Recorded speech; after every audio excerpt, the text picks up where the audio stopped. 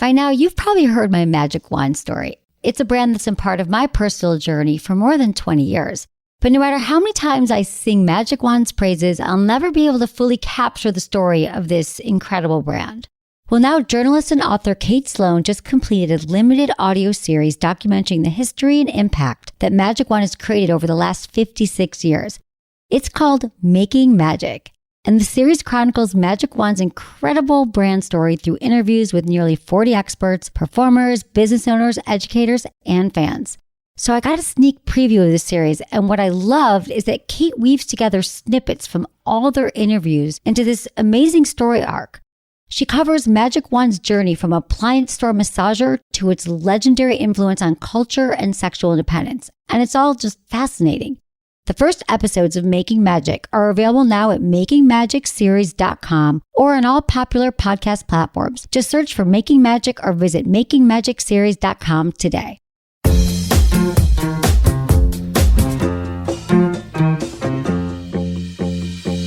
It's a way of disciplining yourself not to react to the thoughts. You are not your thoughts. That's the first thing I had to learn.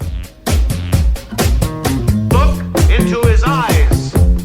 They're the eyes of a man obsessed by sex. Eyes that mock our sacred institutions. Bedroom eyes, they call them in a bygone day. You're listening to Sex with Emily. I'm Dr. Emily, and I'm here to help you prioritize your pleasure and liberate the conversation around sex. Today, we're talking about clear, attentive communication and the power it has to, smooth out the wrinkles in your relationship. So like if you're walking on eggshells around your partner, maybe that happens. Do you get your signals crossed? Well, my guest today, comedian Adam Ferrara, is here to walk us through all the communication tips he's learned from his long-term marriage.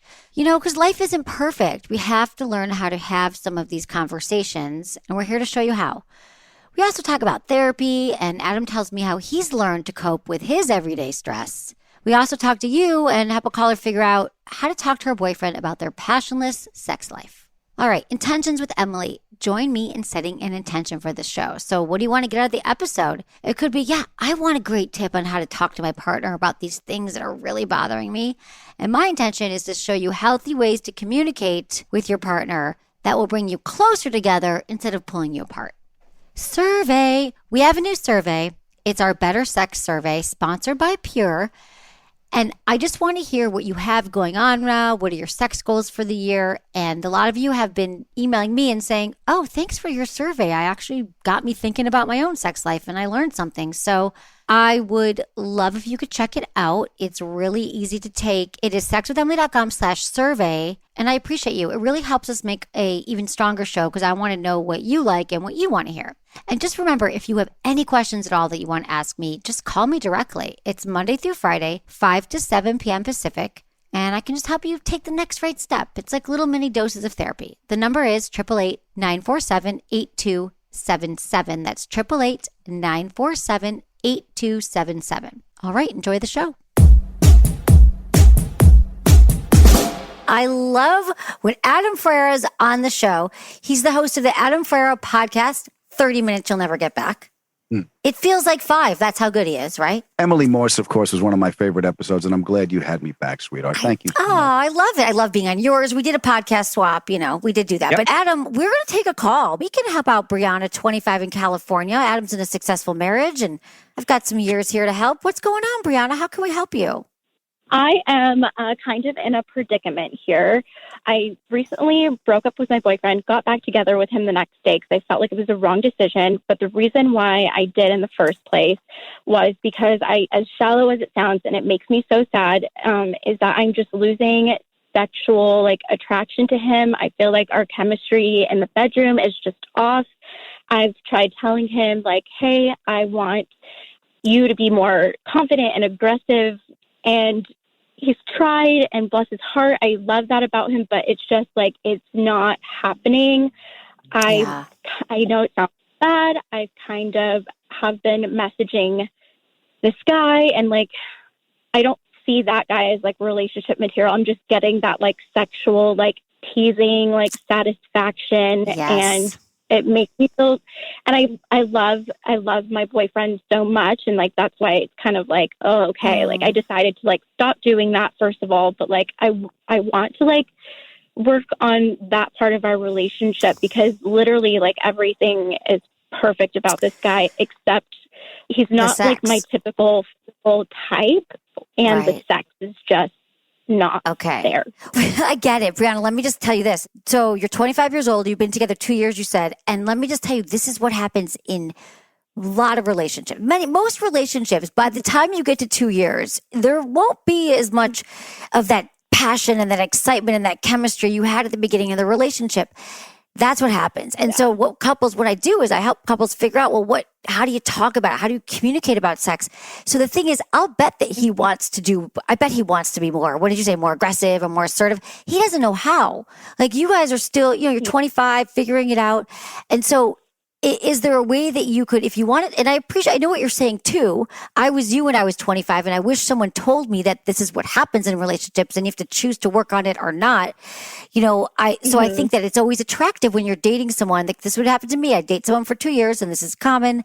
And then you meet someone else and then they're really into you. And then they make you get that excitement, those butterflies, that newness that you did not feel early on. And you don't feel anymore with your boyfriend. So you think, well, it must be this guy.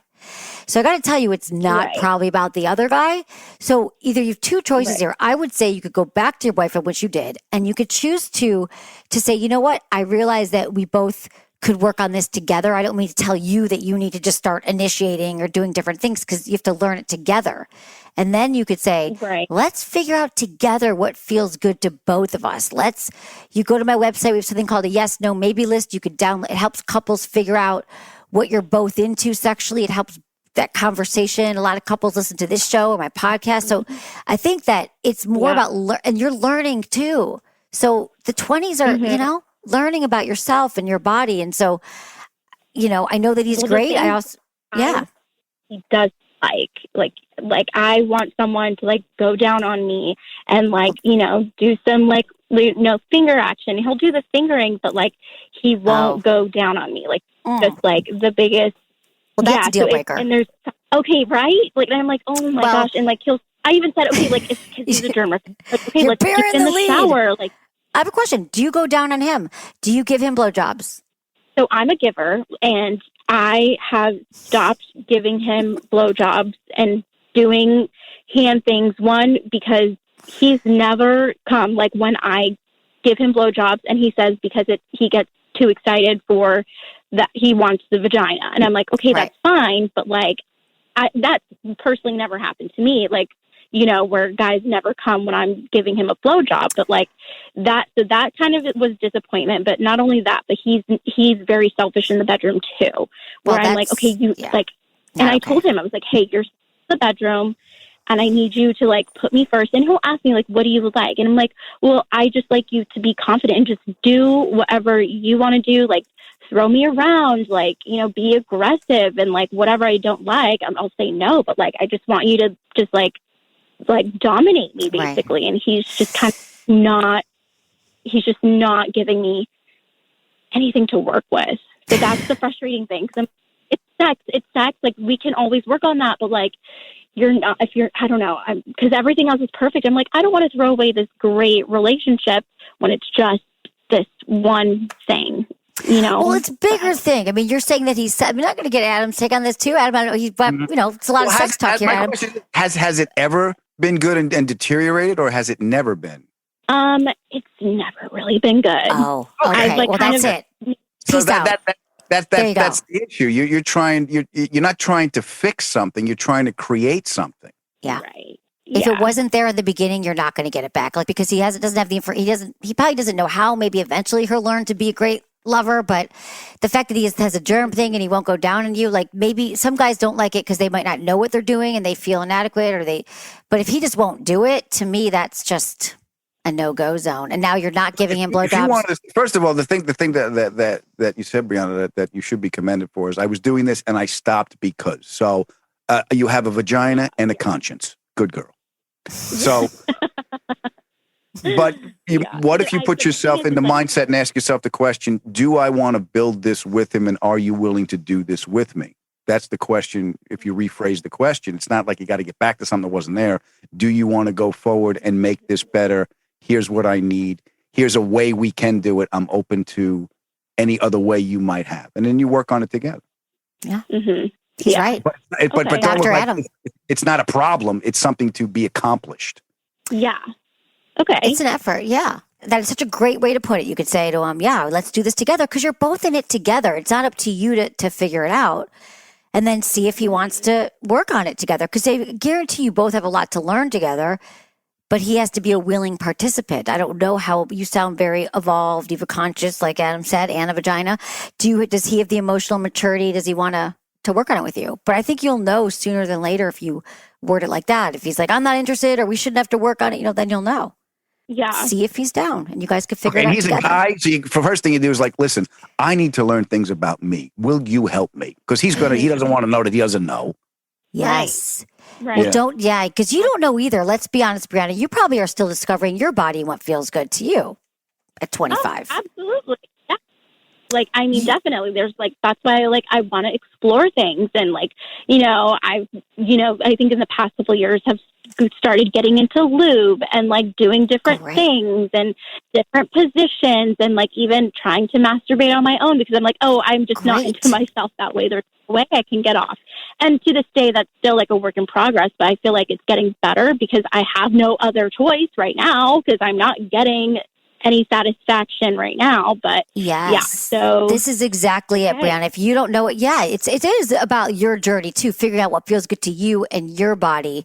And you're absolutely right, going on that journey. And I like what Adam said about, do you want to come with me and help me figure it out? I haven't had an orgasm in this way, or I'd like to figure. And then I think when you enroll the guy, you're like, look at this. Let me show you what we could learn about my body. Let's do this together. That maybe he'd be more down than saying you don't know this and you're, you need to ask for directions here. I don't think that men like to be told that necessarily. No, I don't even want to ask directions driving. You think I'm going to ask directions for this at 25? Exactly. Definitely. So all right. That's thank you so much. Yeah, that of helps. Course. I hope this will. Well, Brianna, I'm here every night. I've got a lot of podcasts about this. A lot of couples listen to my podcast together and they get inspired, turn it off, go, what did Emily said here? Should we try to have the conversation this way or try this position? But I think this is a good first step. Try to have the conversation, see if he's down, and then call me back. Let me know. I'm here for you every night. Thank you so much. Of course. You're welcome, Brianna. Thanks for calling. Take care. Be happy. So fun. Sex with Emily will continue after this quick word from our sponsors.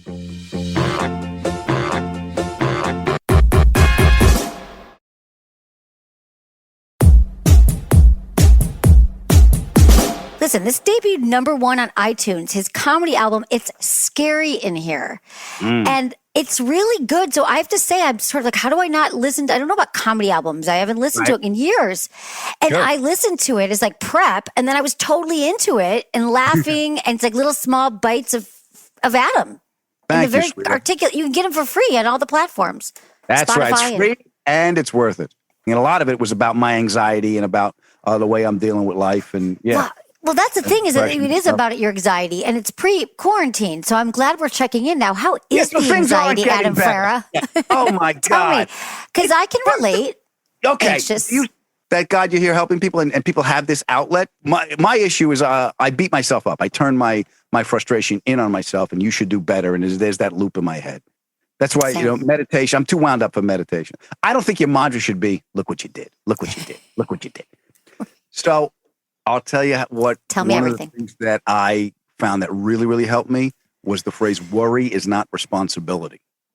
That got crossed up in my head because my dad was my hero. He was the one that took care of the family, and you wanted to emulate the man of the family. That's just the way I grew up. And my father was worried about feeding everybody, who left these goddamn lights on. I mean, it was the whole. It was everything. You never let anyone outside this house know we talk about in here. I'm like, Pop, the windows are open and you're screaming. They can hear you. Right.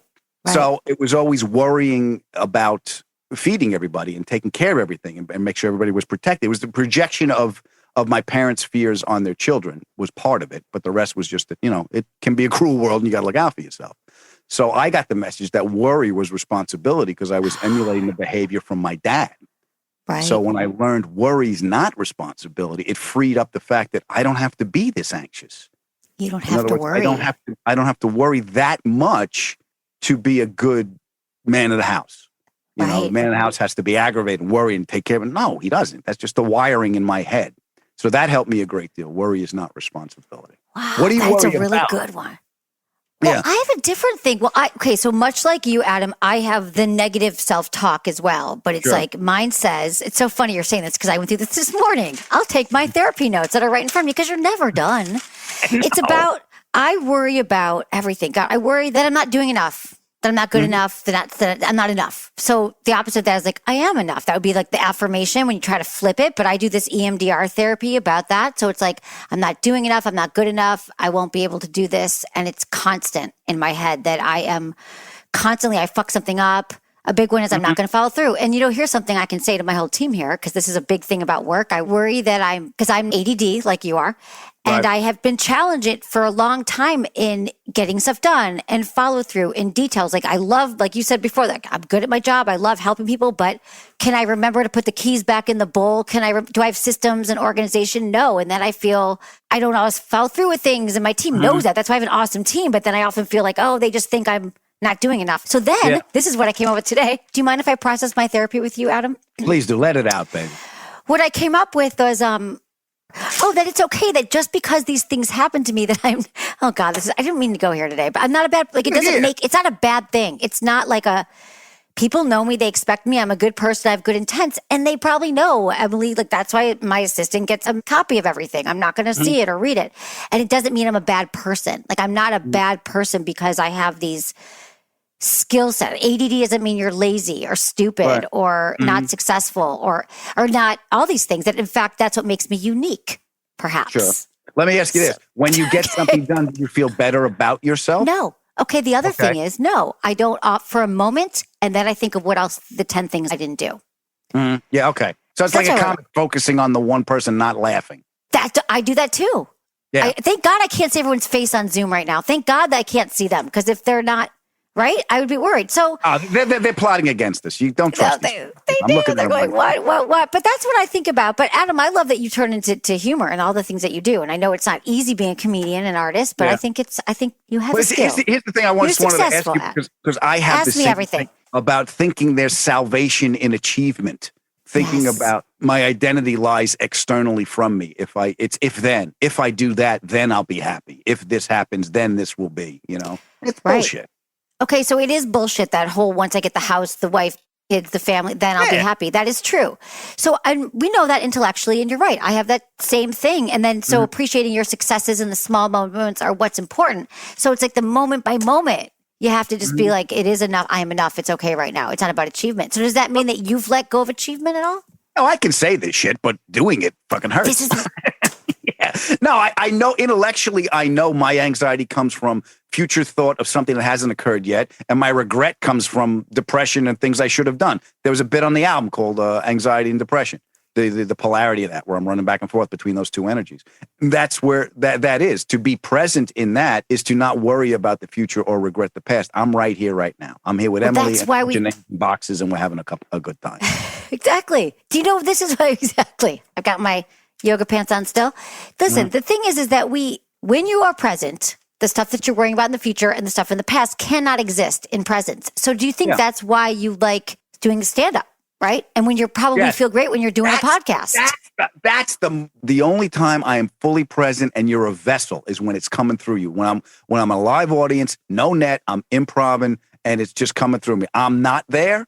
It's just whatever needs to come through me will come through me, and you're a vessel to somebody else. And I have most comics can have that spidey sense where they can read a room.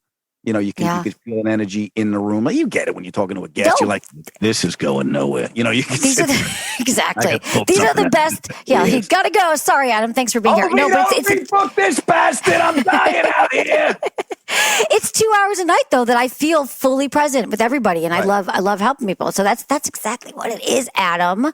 Okay, so it is true. So then the mic goes off, and you're done with your show, and then you're with your family, or something happens, and then you feel, how's it going at home? Home is great because my wife understands. My wife is best move ever made in my world, in this entire world, is marrying this woman. I rang the bell. And anyone listening, you're going to Google her and you're going to think to yourself, this guy's batting over his head. You're absolutely right. So she understands me, and she becomes the the barometer of myself. I need to self-correct if she's not happy because I've done something. My job is to make her life better because I live better in service of, for lack of a better, in service of the queen. Okay, how do I make this life better? This is my job.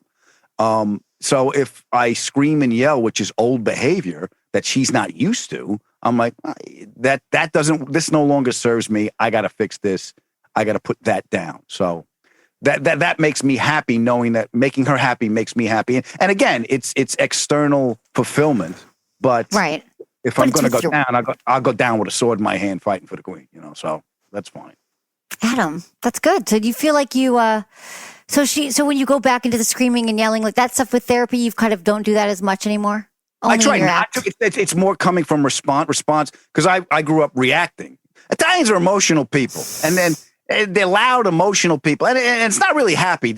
Nobody lives at the end of the opera, Emily. Everyone's dying. So this is the culture we grew up in. So in learning the difference between reacting and responding and where those two impulses belong, reacting belongs on stage because that's when you're not thinking, you're totally present, and you're reacting to the moment. Acting is reacting. So when I'm working, that's when I turn that switch on, open that door, and I can just be there. When I'm home, I got to respond from choice, and the choice is to be a better person in a relationship with somebody else, not just by myself. It's not about me when I come home. It's about this family that I got to take care of. And I've taken on that energy as, being the man of the house. And it's not to discount you ladies. You're perfectly capable of taking care of yourselves. I think you're underpaid, and I think any decisions regarding your body should be made by you. But let's be clear. This isn't about you right now. It's about me. So someone better help me right now. Everything is touch and go. Tell me. What? My control issues. Oh. I really got to address my control issues because there's no fucking control. There is no control. Yeah, right now you're just like, oh, okay, I guess this is going to happen whether I want it to or not. How am I going to deal with it? And let's deal with this right now. So what helped me was the blame. Look, I can blame myself for a lot of shit. I'm codependent and Catholic, so I'm double fucked. But there's no way I'm responsible for this. So I can let myself off the hook for this. Yeah, you're right. You're so right. So you've been married for how long? God, let me see. We lived together for so long. So I say we've been together since like 2006, maybe 2003. Okay. Three, say around in there. That's a long time. Yeah. So we've been together long enough to know that we're the ones. Whatever comes up, we're going to fight to get through it. So that's why I'm very lucky in that sense that that this is something not only I want to fight for, but I want to keep making better. Well, Adam, did you guys ever go to therapy together, or we did once, and we all decided it's my fault. So exactly. Now we did. Look. Here's the thing that works for us, Emily. Is I know her crazy. She knows my crazy a lot better, but I know her crazy, and I know the way we function as a unit. But like I know if I got to go to the airport, I got to tell her it's a half hour before, and then I know she might make it on time, and if not, she's going to have to pee before we leave. So I'll be right there. Is at least 15 minutes. So you just got to learn how to communicate with you. I'll be right there. That's 15 minutes. Don't yell for another 15 minutes. Don't ask for another 15 minutes. And she's going to pee.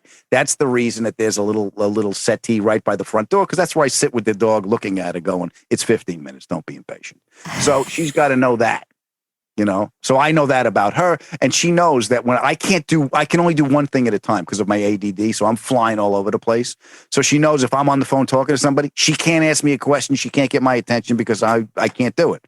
I'll fizzle out and I'll short circuit. So exactly. So can we talk about that? Having a partner, having ADD, and then having a partner who can sort of handle it. I'm the same way. I can't be distracted if phone calls come in. The other day in the office, like Colin was playing great music, chill music that I like. And I was like, I can't read and have music because it takes me out of the... It's not easy. I mean, having a partner who supports you and got you like that. It just knows you're crazy. It just knows that she's going to need this. This will make her feel better. I know this will be there for her to get. She's got to get the engine running in the morning. So I get up in the morning. I'm come up first. I make the coffee. I give her about an hour. Then I go back upstairs. And now she's got her little Yeti travel mug she likes. So I put her coffee in the travel mug so it stays warm. I put it by the bed. And I go do what I got to do. So when she wakes up, she's got a cup of coffee. She'll come down and say good morning. She's already had a cup of coffee in her, and her day's better. So her day's better, my day's better. Yeah. Adam, that's great. So you just had those communication skills built in, but you had to learn. I just feel like a lot of couples. I had to learn all that shit. You do have to learn it, even without therapy, but you guys were willing to work on it. I just feel like we hear so many, couples calling who've been together 20 years and they still are having a lot of the same arguments they had early on. You just don't learn how to resolve. I had to ask myself the question. I'm like, I was in a relationship, a couple of relationships before that were at the same point, when I was younger, that didn't work out. But what really helped me with my wife was the difference between have to and want to. It was like all the other relationships I had before my wife was like, I got to do this. I got to do this. I don't want to go and do this. This is like, no, I want to do this. I want to get rid of this because this is worth fighting for. This is what I want. I want to make this better. So when you're coming from want to, you got a lot more energy about you. And when I realized it's not working, my attitude isn't working. Is there anything that keeps coming up again and again? You're like, oh, this fight, or now it just kind of doesn't have the same traction anymore. I have no patience. Emily, I go from 0 to homicide in 3 seconds. I have no patience. When I say, can you do this? Is it done yet? That's the next sentence. And it's not, I have unrealistic expectations of how things are supposed to work. So that's what I got. I have to learn patience. It's like, I was on a car show for years. I like to drive fast and do stupid shit in cars. So that's an ADD thing too. Yeah. Anytime you put an input into the car, let's say you want to slide a corner, you're going to pull the e-brake. You're going to load up first you load up the suspension, which means you shift the weight of the car to one side of the car. You pull the emergency brake and then the back end comes out, but you have to allow the car time to respond to the input you put into it. It's a dance. You become one with the car. It's 2 tons. You're throwing 2 tons around. So, that's a big car, a big Cadillac. You're throwing 2 tons around. So that's part of the way I've learned to have realistic expectations of feedback. Because you have ADD like us. We want immediate, oh, there it is. Oh, I got that hit. I got that hit of feedback right there. Now I can turn my attention to this way. If I don't get the feedback here, I'm turning my attention to get that feedback met. And that's part of ADD is you're looking for feedback. You're looking for so you just got to ride it out. Is what we're saying. Yeah, you're looking for the separation of the impulse and the feeling to your choice of acting on it is what I'm learning. It's that moment, that sweet before you react. It's that moment in between that you have to. What's happening before? How do you stop yourself from reacting and searching and going to the next thing? Yeah. Oh, Adam, so helpful. We've got to take a quick break, but when we come back, Adam shares how he deals with his negative thoughts. Is your brain constantly reminding you of all the mistakes you've made? Adam and I will tell you what to do about it after this quick word from our sponsors.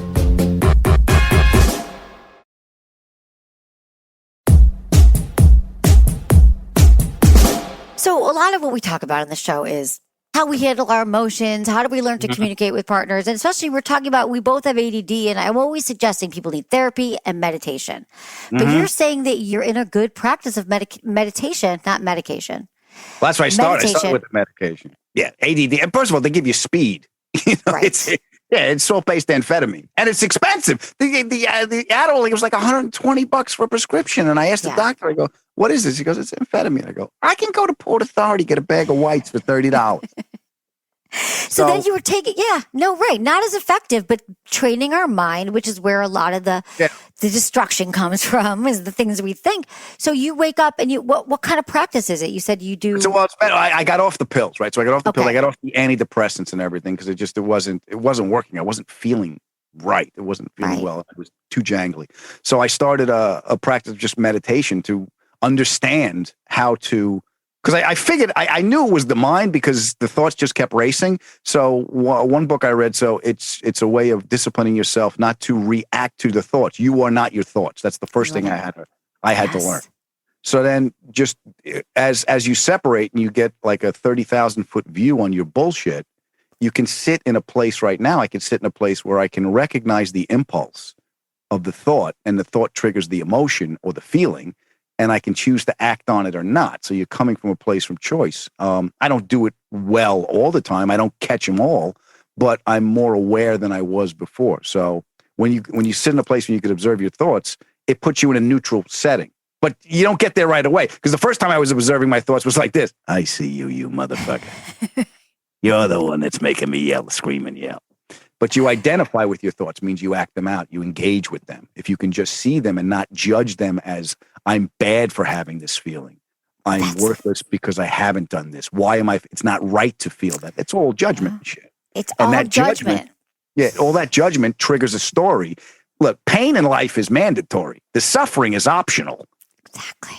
The suffering is the shit comes from the stories we tell ourselves. Because you don't get something done or you can't find your keys, Emily's bad. And now you're caught in that loop. Exactly. And then everyone and then Colin's sitting there going, Ovi, pull her out of the hole. We got a show to do. That's what they do. They call it the rabbit hole. My sister's like, don't go down that rabbit hole. Pick a happy rabbit hole. Yeah. Don't go down the hole. Amanda, Megan, go get her. We're all in the 30-second break. So you still got a show to do.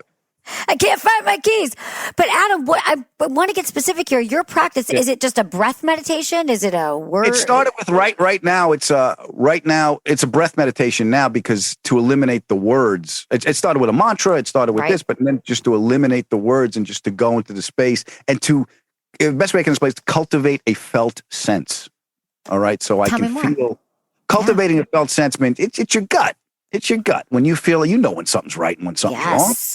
So if you cultivate that felt sense, that's a higher, it's pointing you to that kind of feedback with the world we live in, rather than sight, sound, smell, all that other stuff. We think that those 5 senses are our identity and the thoughts that are connected to it are what we believe in.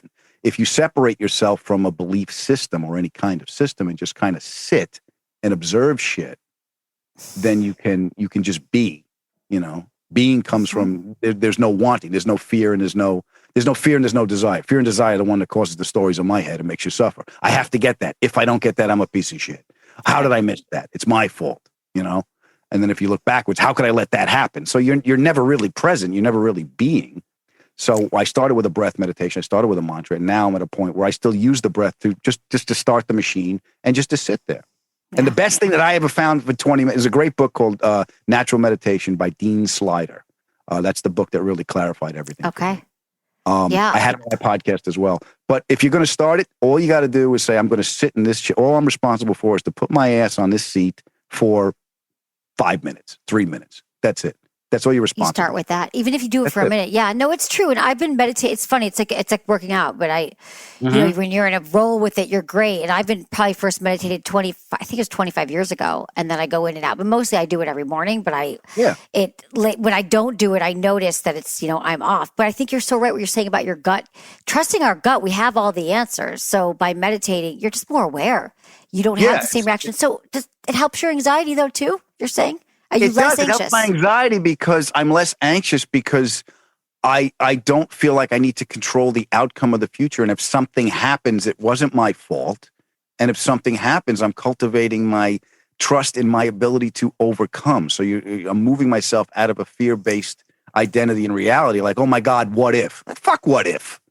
What if? What if my aunt had balls? She'd be my uncle. It doesn't matter. You're putting yourself in a position where you're going to just drive yourself crazy, So it's having. My wife says I'm cultivating trust, and Italians don't really trust too well, We're born going, yeah, I'm not. It's like the DNA thing. She wanted me to do a 23andMe. I said I'm not giving up evidence without a court order. I don't trust anybody. Yeah, so that's what it is. It's coming up with that felt sense that this isn't my fault, and I'll be able to overcome what's thrown my way. God, that is it. It is really the best tool, especially right now when a lot of us are feeling even more anxious. Some people, Adam, believe it or not, are having anxiety for the first time. Oh, welcome. That's what I feel like. I'm like, welcome to the party. How's that going for you? Yeah. And it's like someone who's been, had it my entire life, which they never used to call it anxiety. What did they call it? Or ADD. Call it calm the fuck down. I remember I was talking to my shrink. It happened to me in the 5th grade. And I remember that summer when anxiety hit, I didn't know what it was, but I knew I didn't feel right. I was in the 5th fucking grade, Emily, and it hasn't gone away. Exactly. Yeah. What did you feel in the 5th grade that made you anxious? Do you 5th grade, I did something. I got into a fight on the school bus on the 5th grade, like one of the last days of school. And this guy wasn't much of a fight, but I did the best I could. This kid just kicked and everyone was laughing at me, and I was humiliated. So, and it was one of the last days of school where I felt, humiliated. And that humiliated feeling sat with me that whole summer. And I had anxiety about the first day of school because I'm like, I'm going to go right back on that bus and have to go back into that fight again. And everyone's going to humiliate me. Everyone's going to point and everyone's going to laugh. And that's when I realized, why is this happening to me? So even at that moment, I realized that I could observe that thought because it was aberrant. It was alien to me. I never felt it before, even though I was a kid. But I had a kid's mind where I'm like, this isn't right. This isn't. So I had that separation ability that I didn't know I had. And meditation and therapy helped me cultivate that. I'm still a fucking mess, but at least I know why. Well, that's the thing. At least you understand it. That's what it does, you guys. And everyone just thinks that therapy isn't worth it. You don't need therapy. I'm always pushing it here. I'm always trying to explain to people that it's, I don't know, maybe people still think, well, it means that I'm crazy or they're going to send me away. Yeah, there's a stigma or we think you're insane. It just gives you life tools. Yeah, they're not going to send you away. You're not crazy. Everyone's fucked up. You just don't know it. We are all fucked up. People who think they're not fucked up are the most fucked up. Those are the people that pick up an axe and wipe out the whole family one day. Stay away from them. It's so true. And it helps your work. It helps your comedy. Do you feel like, how do you feel, Adam, your comedy's been doing? Like, are you flourishing or are you feeling like, I'm doing more and I'm trying to do more out of wanting to produce rather than, holy shit, I'm scared and I got to do something. So I'm trying to come from a place of, I have this opportunity to create. I've never been more fucking busy in my life. You know, I'm really busy doing shit, but I'm not going out on the road. I'm not leaving the house. So the feeling I have to remind myself is you are working, you are producing, you are productive, but you're not. I'm used to getting on a plane every Thursday, flying in to do radio Friday morning and do the morning news on Friday, 2 shows Friday, 2 shows Saturday, get on a plane and fly home. That's my work schedule. So that's how I know I'm doing something. I'm actively moving. So I had to remind myself that even though I'm not leaving the house, I am working, I am producing, and again, I am doing what I'm supposed to be doing. That's your self-worth, that's your value. And, Adam, this is good. I feel like I'm getting a second therapy. See, we all need it, right? Even though I go this morning. Adam, this is great. I got to ask you, Adam Ferrara, the 5 questions we ask all of our guests. Yes. It's our 5 quickie questions. Go ahead. Biggest turn on? The way my wife's hair smells. The biggest turn off? The way my feet smell. What makes good sex? Communication. I like it when there's a lot going on. Something you tell your younger self about sex and relationships. Don't be a dick. Don't be a dick. There's 2 people in this relationship. It ain't you. It ain't just you. What's the number one thing you wish everyone knew about sex? It ain't dirty. It's only dirty if it's done correctly. I love it, Adam. Adam, that's real. Okay, so tell me, people can find you. They can come on your. Wish I could go to St. Louis if it wasn't so cold and there wasn't on New Year's Eve. I would go. That'd be fun to see you. You would be a good time on New Year's Eve.